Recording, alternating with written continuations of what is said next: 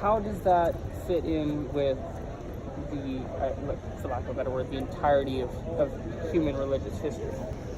We have all these different versions, right?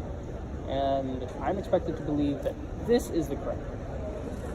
What makes this more legitimate than any other? What specifically? That's a very good question. There is something unique about Christian faith. Yeah. If you look at any religion, basically they would teach you that you have to do certain things to get to heaven or get to God. Right. But the Christianity is just the opposite. That God did something in the person of Jesus Christ so that you can get to heaven. Once you receive that forgiveness, you will do good deeds. Right. So it's just the opposite. So it is like two halves there. This is like religion said you have to do a lot of things to get to the salvation. Right. But the Christianity is the other way. It's just the opposite. Because you receive the salvation, forgiveness through the sacrifice of Jesus Christ, you will do good the other half. And Jesus Christ is the only one who is risen from the dead. If you look at it historically or theologically, if you analyze the Christian faith, you will see that it is different from any. They're saying the only person to ever rise from the dead was Jesus. And to die no more is Jesus. Right. How exactly does the uniqueness of his situation apply to something like, say, the Greek mythos, or the Nordic, the sort of Nordic gods, right? So because not only do they predate Judeo-Christians, they have more fantastical tales, more and even more, not literature, but say stories on the subject of basically anything you could think of, how the gods interact with humans. So you are basically saying there were mythical stories about rising gods and things like that. Right. So understand that. Those were myths. Those were myths. That's so why they we don't know count. it's but Jesus. But this one's written, so this we know it. not written. It's like Jesus was a historical person. He was a historical person. I'm Yes. not debating that. Yes. Obviously, a man named Jesus must have existed at that time, Yes. at that place, Okay. right? Because this was recorded.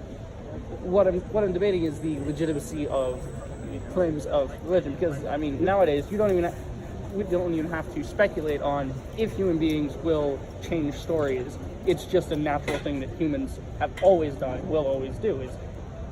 You can give me a direct answer to something. I can go tell somebody about this conversation later. Yeah.